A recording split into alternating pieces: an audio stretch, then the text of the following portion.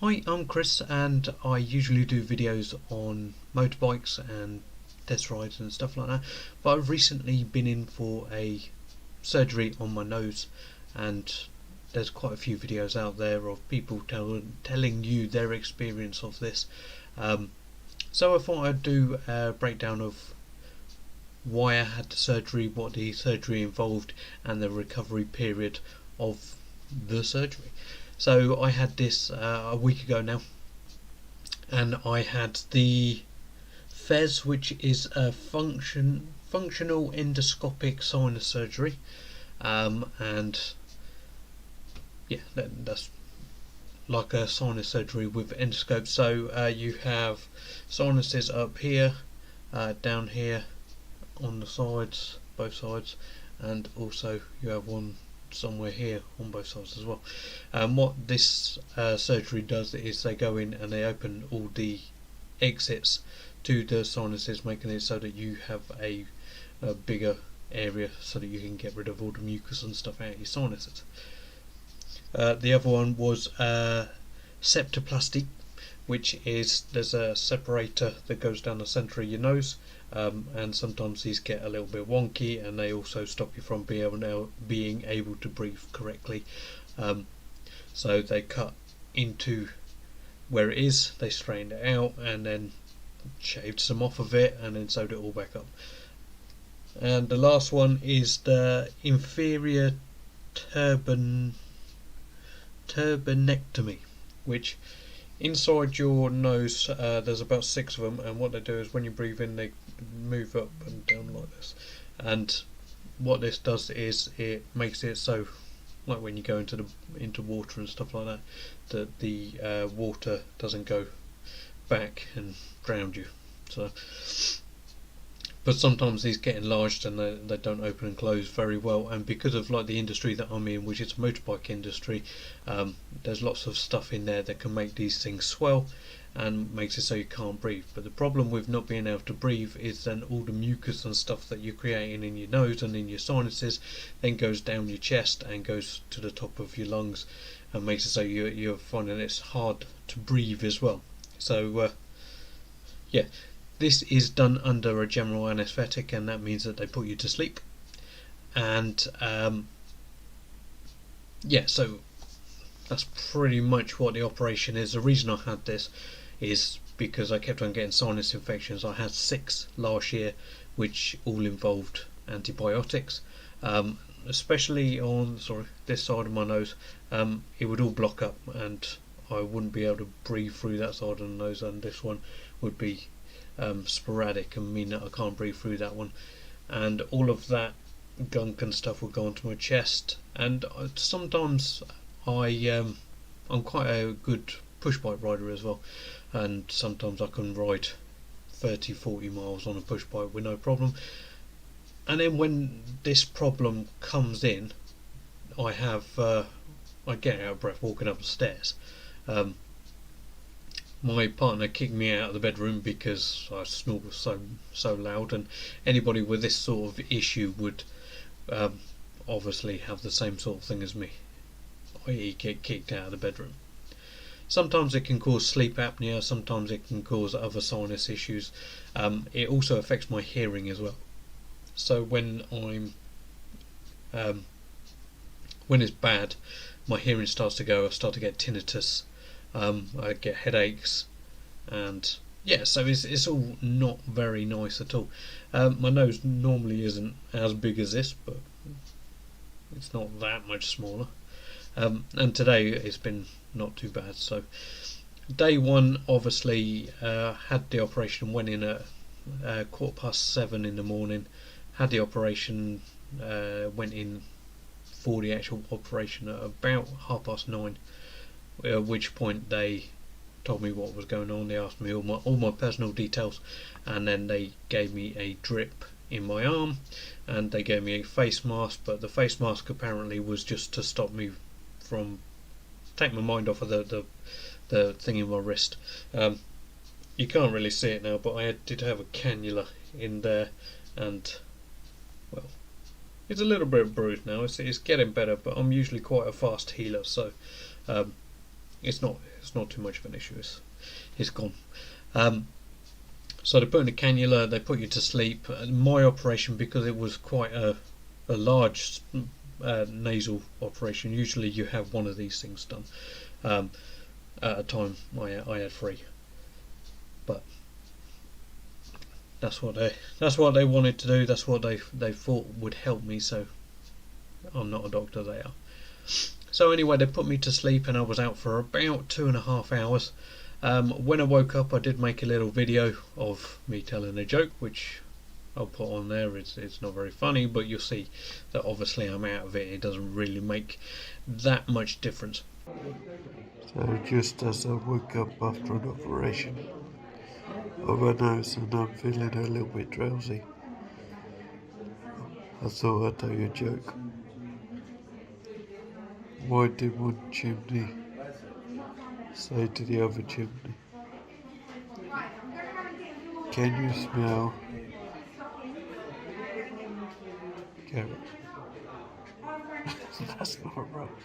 Why did one chimney say to the other? What did the big chimney say to the little chimney? "You're too young to smoke." Obviously I got that a little bit wrong. Now, it turns out that when I got back onto the ward, my little boy was ill, and he's 2 months old, and I got a phone call and said, "Oh, we got to take him to A&E and all that." And obviously I'm out of my face still, and I'm panicking. I'm trying to sign myself out to get out, and my heart's racing. And then it ends up that I couldn't get out for hours and hours and hours because my heart rate didn't go down from 117 for about 9 hours. Yes, and from the first time ever I actually had a panic attack.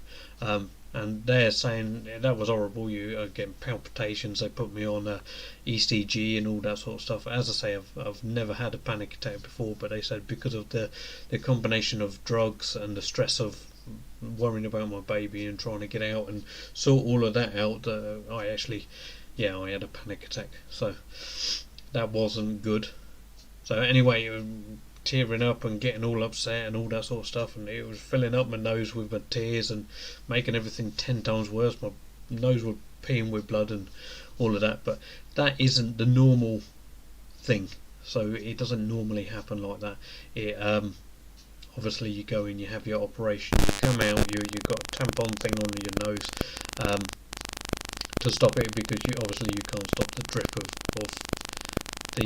the stuff coming out of your nose.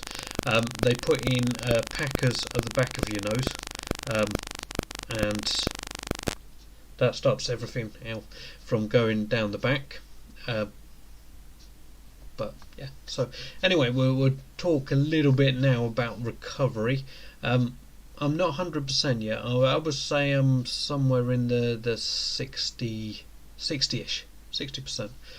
But that does go up and down during the day. So it's been 7 days.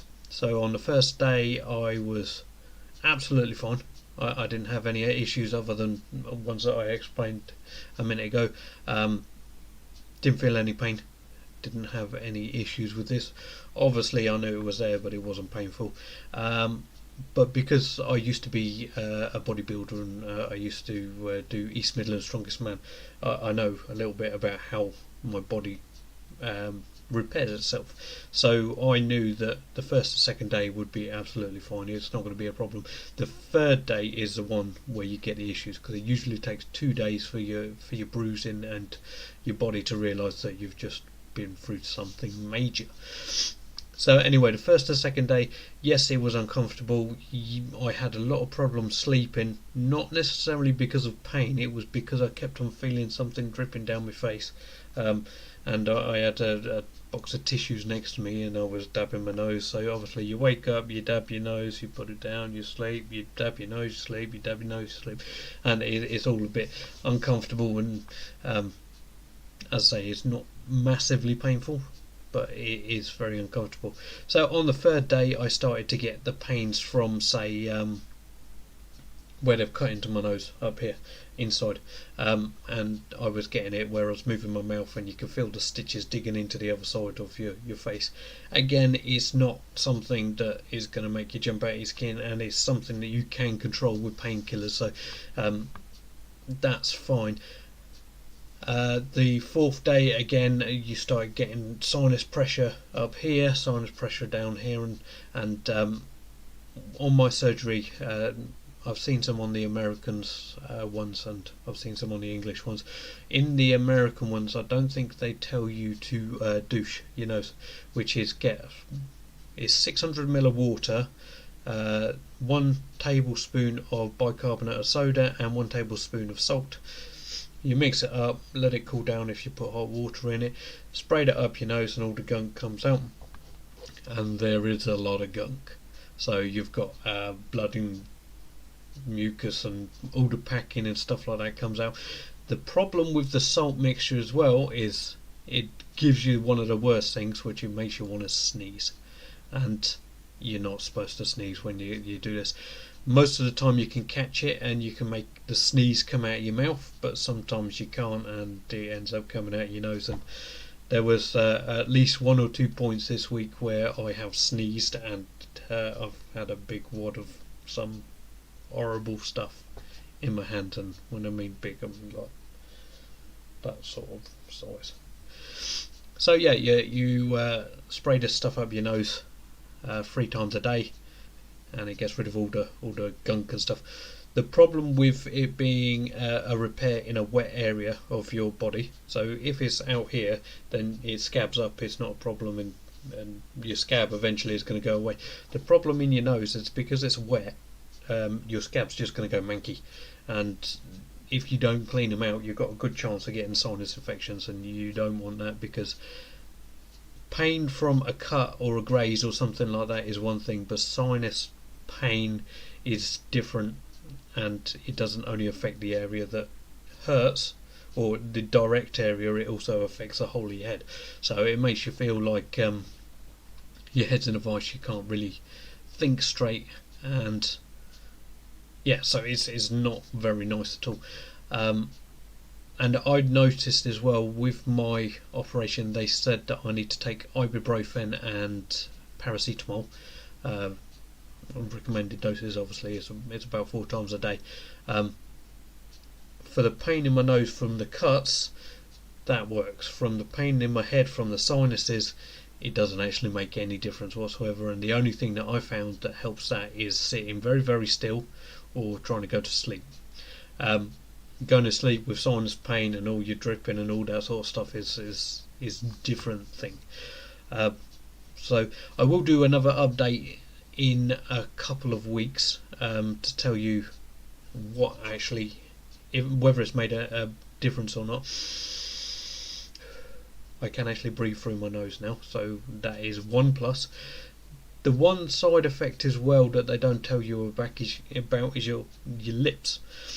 On mine, all my lips cracked really bad, and they're quite painful, and you get bits of skin peeling off and stuff like that. Reason for that is for the first 4 days you can't breathe through your nose, so you're always breathing through your mouth, and then your lips dry up, and it's horrible.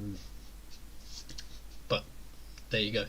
Obviously I had a little bit of a bad experience when I was in my aftercare period, but I think that was I shouldn't really have been told that my little boy was rushed into hospital while I was out of my face, but that's something for someone else to discuss. He's alright, by the way. He's been in for 5 days now, and he's got lactose intolerance and what's it called, reflux. But they had to do loads and loads of tests on him because he was so young. He's only 2 months old, or 9 weeks old. So yeah. So if you're considering getting this done, probably wouldn't recommend watching videos before you do it, because obviously they'll put you off. if I watched the videos that I've seen after the surgery, then I knew that they would probably put me off. That's why I didn't watch them until actually after I've done it. But will it make a big difference? Hopefully it will, because I've been having these issues for about 7 years now, and I don't want them anymore. I want to be able to sleep in my bed. I want to be able to ride my bike. I want to be able to do my exercise stuff. Another thing that you will realise as well, while this is repairing itself, is obviously your chest is going to get a little bit tight and your breathing is going to be funny.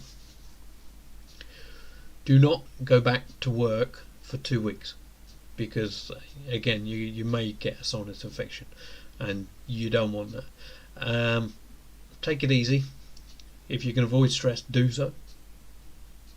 In my case I couldn't, so yeah, well, and hopefully this has helped you thinking about getting the operation, or